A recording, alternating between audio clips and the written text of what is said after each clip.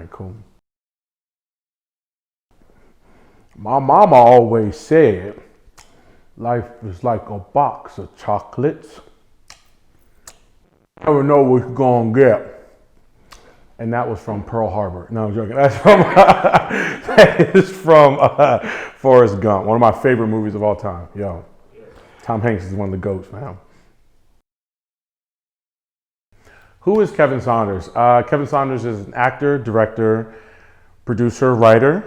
I'm a good human being. I think I'm a human being, or I might be an alien for all I know. I haven't really found out yet, but they tell me I'm a human being, which is cool. Or I'm like, you know, a lizard or something. I don't know, one or two. Oh, what am I expecting for my meal? I actually don't know. I wanted to know at first. I was excited and I was like, you know what? No, I like surprises. I really do like surprises, and which is kind of crazy because like I always try to guess and figure out the surprise. So I don't know. I don't know. Got something in store for you. Time for chalk. Okay. Okay.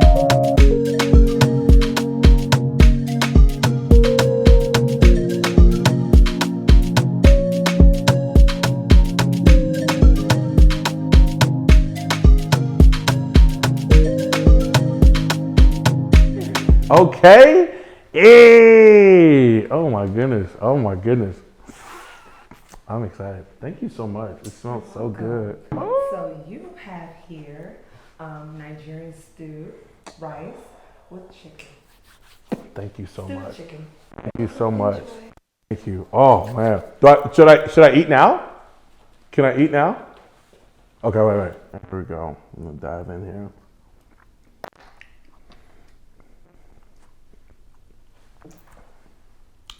I'm trying to go with the chicken here. I want to use my fingers, but I'm trying to act civilized on camera. You know, for now, that could change very soon.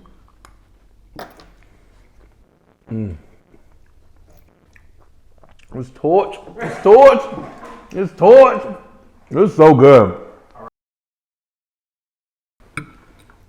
It's sensational. It's right here, bam. It's right here. That's how you do it. You know, if you're gonna do it, you gotta do it well. You know what I'm saying? So, we don't even have to do the interview no more. I just came up here for food. Honestly. This is good. Oh my God. You got more, right? I'm gonna eat this. I'm gonna need like a to-go plate. I'm gonna need some for like tomorrow. You know what I'm saying? What inspired my love for the arts? Well, we grew up in a very artistic household. My mom was a singer. And then I just grew up watching TV. I grew up watching movies, television. Movies that stick out are Jurassic Park, Ninja Turtles 2, Secret of the Ooze, Free Willy, Michael Jackson Moonwalker as well too is very random as well, but yeah, I just loved them. I loved them. It was my escape. It was my way to kind of get away, explore that creative side, and then I thought to myself, well, I want to do this one day. I'm going to do this, and so I am happy to say that I am able to do that. So yeah.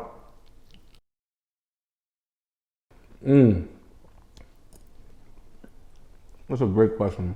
So it's interesting. I feel like those come in tiers. One of the big moments was my role in The Falcon and the Winter Soldier. I remember leaving DMV. I left behind a job, also family, loved ones, things like that.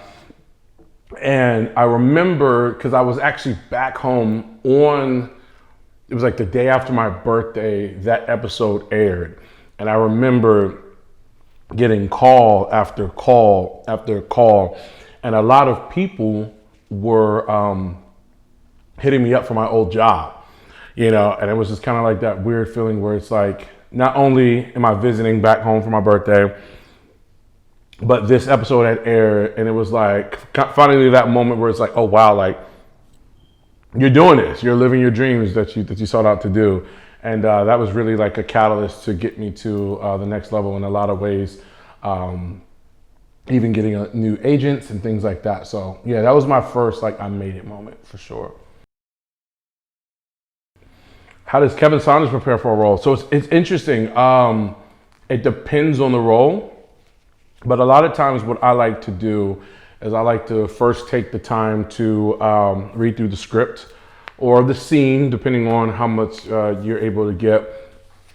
And within that, I like to do a lot of imagination work, a lot of work where I'm kind of building who this character is. I will say with some roles, it's a little bit more elaborate than others. You know, I've had roles where I'm like, hey, you know, the bus is over there, you know. So it's not as much extensive work that needs to be done in that.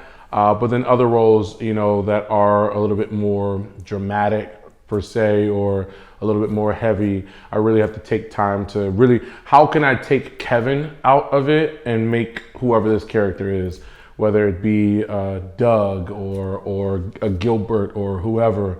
I really try to spend time to try to find the likeness, but also dissociate what Kevin would do in that and build that character for who they are. So it's really interesting. So I will talk about Atlanta specifically, and I want to say this as motivation to any and everyone watching this, right? When I first moved down here, Atlanta season 2 was premiering, and I told my friends, I told everybody, I was like, I'm gonna get on this show. I don't know how I'll do it, but I'm gonna get on this show. Fast forward, I had one audition for this show. I knew the timing, I knew the beats, I just knew how it was, and I booked it. And that was a role that we saw, which is ironically resurfacing again, which has been super hilarious. Preparing for that role was interesting because the understanding the show was one thing, but also just the absurdity of the moment, right? And one thing with me, I like to make it as real as possible. We're in a fantasy world, of course, but how can we find the realism? That's why people watch. That's why people, you know, try to find that connection. So what was awesome with that was I went in with preparation, then also had in the back of my mind, yes, this is written, but what else do I want to bring to the table for this? Which was a very inviting space that Hero allowed me, who directed my episode, who allowed me to really explore, which helped build a lot of the comedy in the scene. Some of that stuff that was happening was not on paper, and he allowed for that, which I thought was awesome. But again, prepping to know the scene, knowing the absurdity, also knowing who Darius was, you know, from an objective point of view, kind of helped me with that as well. Cobra Kai was fun. It was kind of those same things, you know, hey, you're just coming in to say a few lines or whatever. But again, understanding my relationship with, you know, Danny's cousin and things like that was fun. But both were I call them my infinity stones. There were certain shows here in Atlanta that I was like, I want to get on. And those were two of those infinity stones for that. So it was a lot of fun. It was really cool. Yeah. So what was my experience when the clip went viral and how I felt when it first went viral and I saw it? It's funny because someone else sent it to me first. And first thing I thought was, I'm not getting paid for any of this. It was cool. It was, I mean, it's flattering. You know what I mean? It's fun to see that stuff. It's more exposure. It was also a reminder that I sought out for this. I spoke about this. I dreamed about this.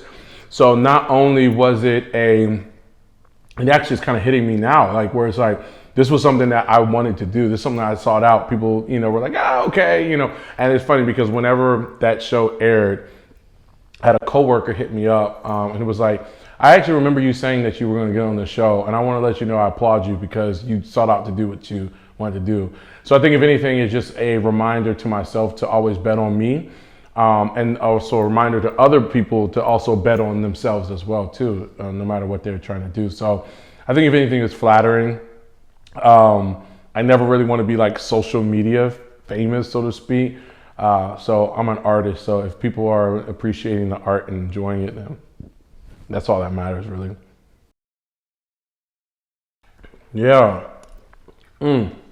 So I will say, imposter syndrome and feeling that role is too big for you. So there are two people I'm going to talk about real quick to answer this question. I promise I'm going to answer this question.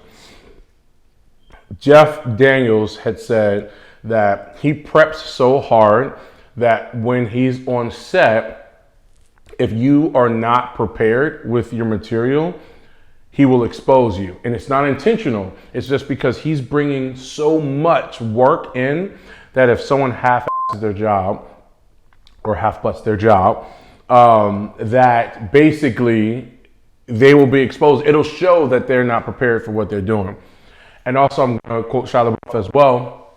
And he talked about how there are a lot that are classically trained. You have people like, Winston Duke and people that have gone to Yale and have all this prestigious training. And he was saying how he never had that. He was just going off of trauma or own experiences and things like that. And I related to both those because I was like, I'm not classically trained. I didn't go to a prestigious film school or acting conservatory. And then also, I don't want to be that person that's on set with a professional and is exposed. So I come from a place of, my mother raised lions, so I come from a place of, I'm always gonna, even if I'm nervous, I'm gonna step up to the plate. But if that means I need to prep hard, I need to prep hard. So I'm in a show right now that we just wrapped filming. And that was the biggest role I've had in my career so far. And one of the things that I was definitely intentional about was over prepping. I'd much rather be overly prepared than not prepared enough, because I want the world to know whenever they see this, that this character I'm playing is real. And that's ultimately what the main goal is. So yeah. Diaspora. What do you think of like African diaspora? Do you hear? I think it'll help me define this a little bit. What's the actual definition of diaspora? Okay. All right. I wanted to make sure. Yeah, I wanted to make sure. Okay. All right. What was the question one more time? Oh man. So it's an interesting. I mean, obviously, there's. That's right. Because I need to ask the question again. I'm sorry. I'm like actually thinking deep about this. I'm like now. What does the term diaspora mean to me?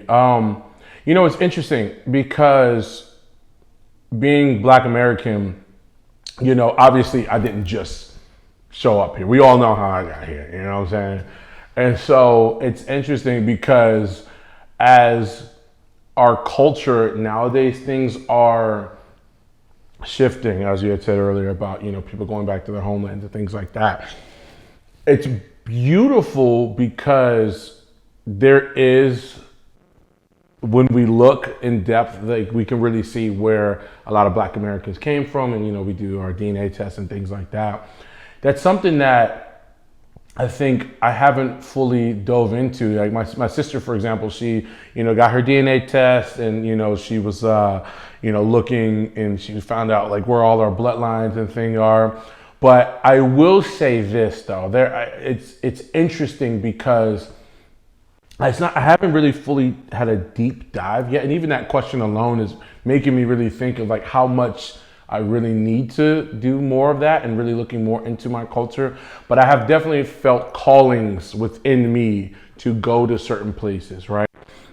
Whether it be like I've always wanted to go to the motherland, you know what I'm saying? Like, I've always wanted to, there are certain countries there I wanted to go to, Ghana being one of them, Nigeria, Kenya, and really just seeking out where some of this bloodline comes from, and the unfortunate part is that we don't know, unlike a lot of non-minorities, they can kind of track their bloodlines. We don't have that luxury, but being able to be connected to where, our original people have started or where some of these bloodlines might come from is something that even asking this question is like, you know what, Kevin? Yeah, we need to explore this more. But the cool thing is, where I'm from, there's been so many different cultures. So I really like feeding off a lot of the different cultures from there. So it's been a blessing in that way. But like, I guess there's the other side where it's like, you know, Black Americans are our own culture, but like a lot of times we don't have that direct line of lineage to other places. So yeah, maybe I need to leave the country. Let me get up out of here.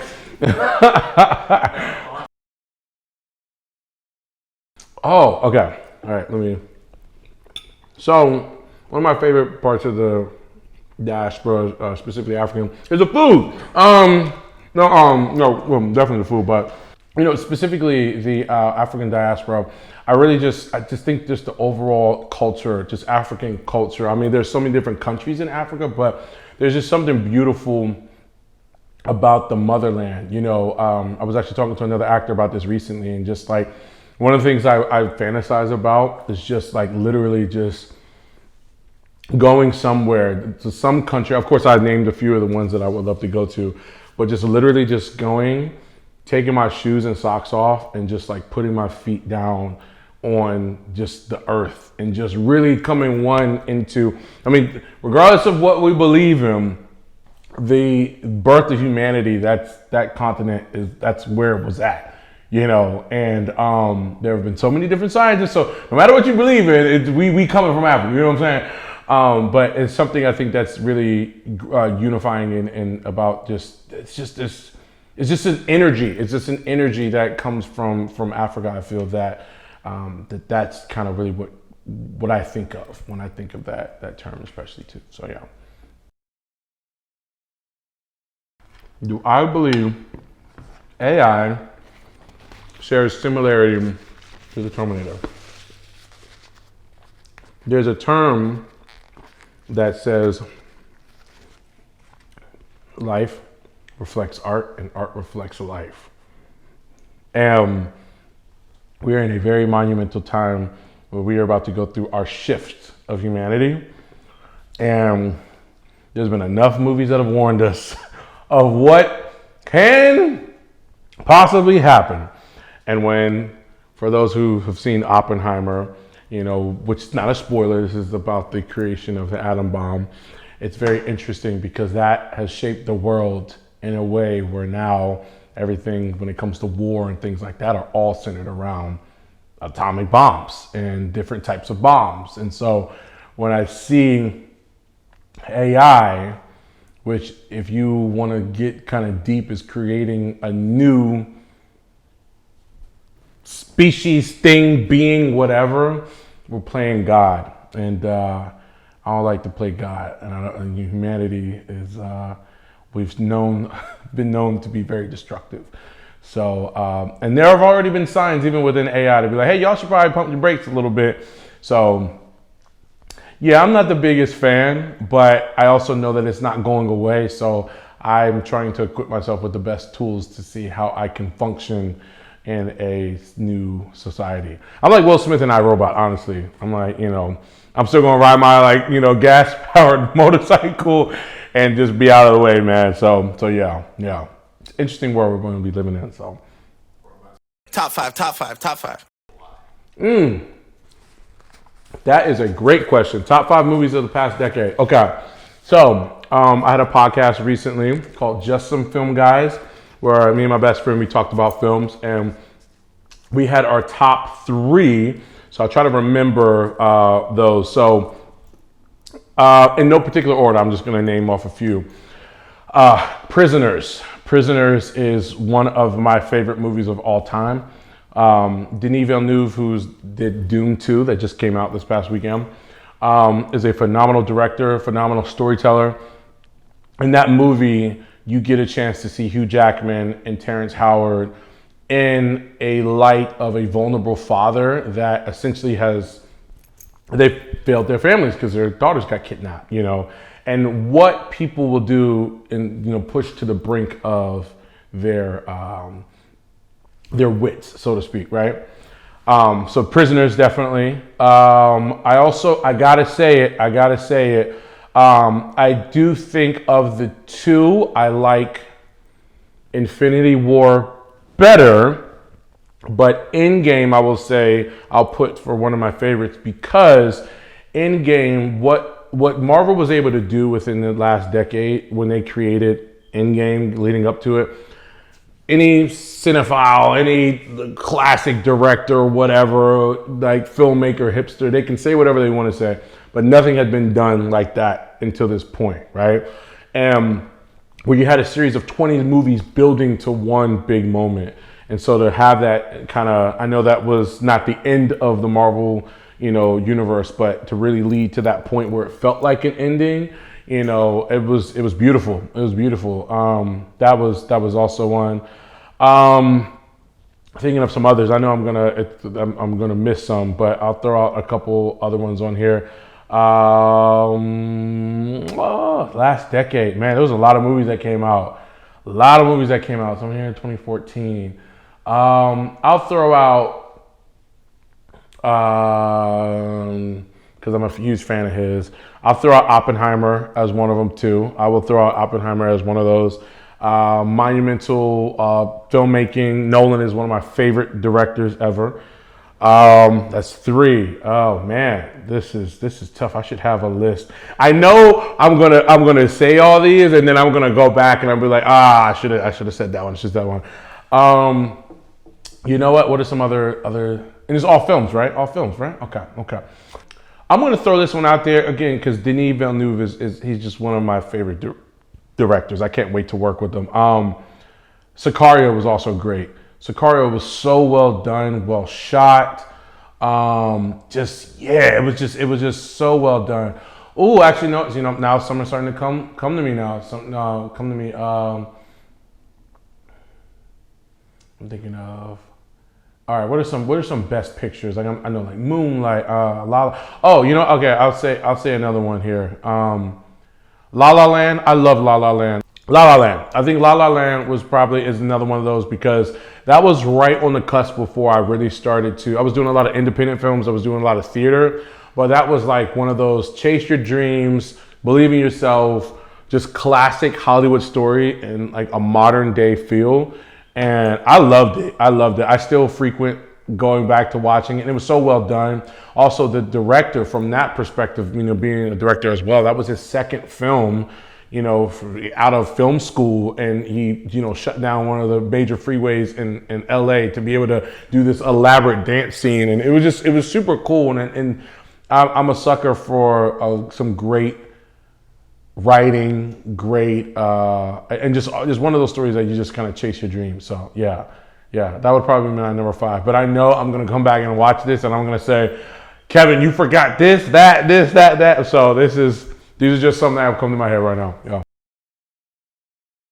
Theater to TV to the big screen. What about the crossover? Okay, so film will always be my first love, but when I first started doing this in a serious way, it was on stage. And I will tell you, I heard Samuel L. Jackson say this, because believe it or not, as many films as he's been, I think he's been on over like 250 film projects, right? Samuel L. Jackson actually said he prefers the stage. He started on stage. A lot of people don't know that, but he started on stage as well. And there is something about a live audience that you just don't get from behind the camera, and I think that that's something that was very pivotal to me. And a lot of the teachings and things that I was able to learn, the maneuvering, you don't get the luxury of a cut and things like that you have in theater, I think definitely were very fundamental to me getting on to the film side of things. And I love film. I love what we're able to do with film. I love how many people we're able to reach, which is ultimately why I do what I do as well with film, and just the impact that it has, And although everything's streaming now and everything wants to be at home, people don't want to go to the cinema, it's something about going to a movie theater on a weeknight, a weekend with friends, on a date, or if you're just by yourself and want to see a good movie. There's just something about it that when you go and you experience that, it's just like no other experience. So to be able to be a part of that and whether it be my film that they're seeing or me as an actor that they're seeing, that's amazing, you know. In Africa's film industry? Okay.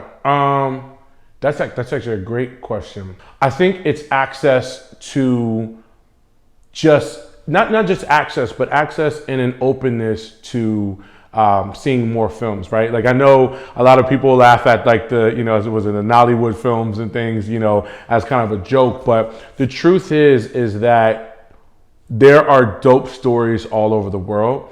And I've said this and I still stand by this. This is the perfect time to be in the film industry. This is the most diverse it's been. A lot of the old ways are vanishing with new people coming in. And there is a demand for more authentic and more diverse storytelling. So you're starting to see more of that. And I think as more of those doors open, and more of these people, especially with social media too, are able to use these tools, you're gonna see more access to that. But also us as Black creatives and African creatives as well, we have a responsibility to also tie into these other cultures to be able to do that. And that way we can have a voice. I think they're called, I might be misquoting, you can put the correct name at the bottom of this, but I think they're called the Inky Boys. That they're like these boys out in Africa that they literally just started recreating scenes with what they had, which was nothing. So much so, a lot of filmmakers sent them Macs, computers, cameras to be able to do this. And it's like their stuff has been elevated even more. So having people file in, having people open up that door to say, what y'all do you have, for us?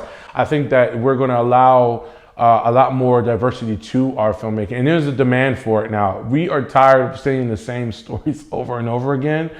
That's why you're seeing stories, with like Korean filmmaking, like Parasite, and Squid Games and things like that. So, and the crazy thing is, a lot of these shows have been on the back burner for years, but now the doors are being opened to see and be able to have this access to these things. So I really do think that, like I said, as creatives, we are at a point where we're going to start seeing more of that. We just have to, stay diligent, and also when we get to these platforms that we're able to do that, to point back to these people to be able to have that access to do so. So yeah. My American education. I actually do know the flag. Are we giving a region? Nope, you have to give the country. It can be anywhere, right?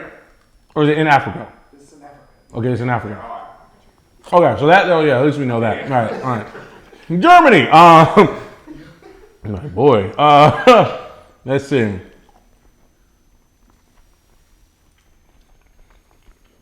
I know this flag.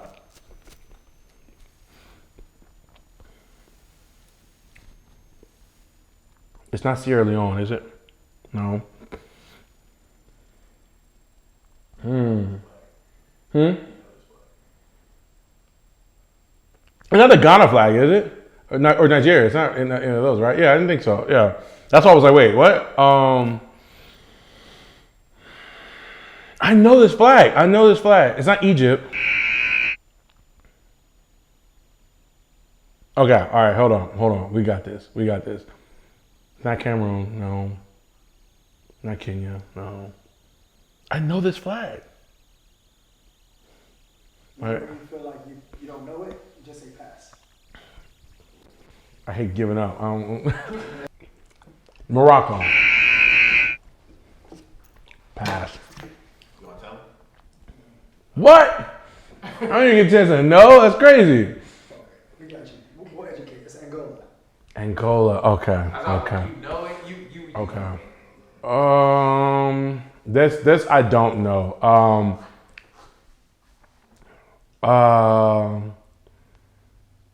Yeah, I'll pass on this one. What was that one? What was the other one? That was Congo. Congo, duh. Nigeria? No, not Nigeria. Ghana, right? What? I said this one, didn't I? I probably said this one, didn't I? I didn't say this one? Okay, I passed. What was that one? Ivory Coast. Duh, bro. This is terrible. See? American education, bro. It's been a minute.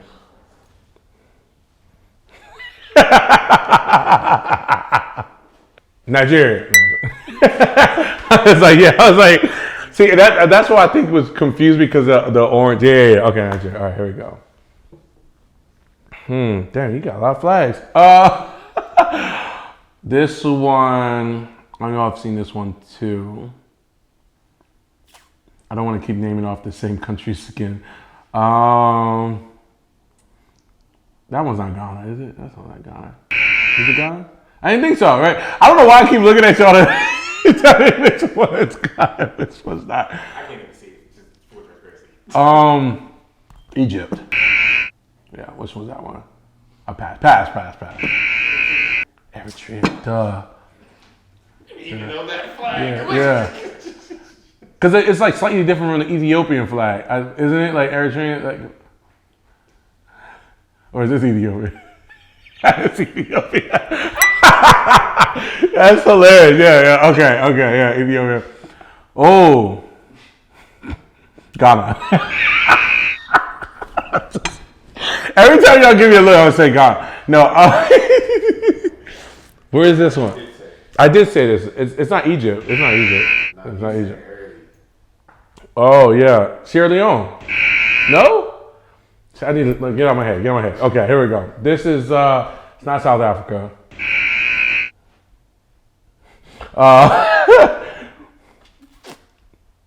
Pass. Cameroon.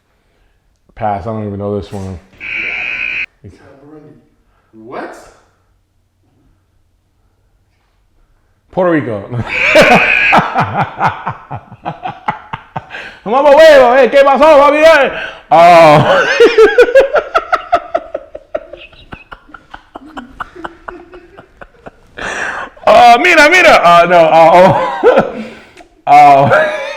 Pass.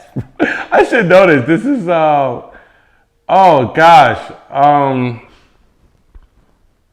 Oh gosh. Pass. I'm not gonna say I'll guess it. That's Liberia. Liberia. Okay. Jamaica. Say not. Ghana. No, it's not Ghana. What's that? Stop doing that. You throw me off. Dang, there's a lot of flags. We gonna go through all the countries? Because I feel like it's going to. We're almost done. Have I said this one? This one's a little tough. Central, right? Ooh. East Coast. Sorry. Is it East? Is East? East. Ooh. Pass. I'm not going to take it down there. That's what I say it? Tanzania. Tanzania. Duh. That's how I knew. Captain America.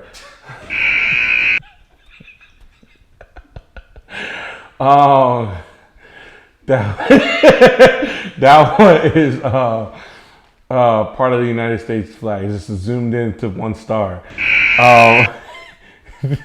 This is West Coast, right? This is West Coast. No, East too? I will say I'm better with my West than my East Coast. I learned them all, but I know people mainly from the West Coast. Yeah, West Coast. Yeah, I'll pass on this one. That's your last one. What was that? What was the other one? That was Somalia. Somalia. Oh, I actually do know a few Somalians actually, so that's a shame. Egypt? Ghana? Default. Do you know this one? Okay, so I don't feel as bad. South, right? Is South? Central? North. Because when all jokes aside, when I see like the moon and stars, for some reason I always think northeast. Northeast, right? Is it or is it north? More central north, right? Have I said this one?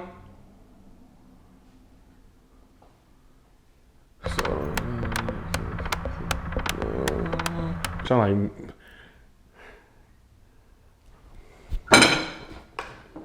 kick it, sorry. Shoot. I don't know, man. I mean, not even. This is Algeria. So I have a film that I've directed, wrote, and produced myself that should be coming out in the film festival circuit, as well as another one that I produced is also in the film festival circuit right now. And this fall, I will have a TV show that I'm in that I will be playing a very complicated character that will be coming out, and I'm super excited for everyone to see. So stay tuned. Stay tuned.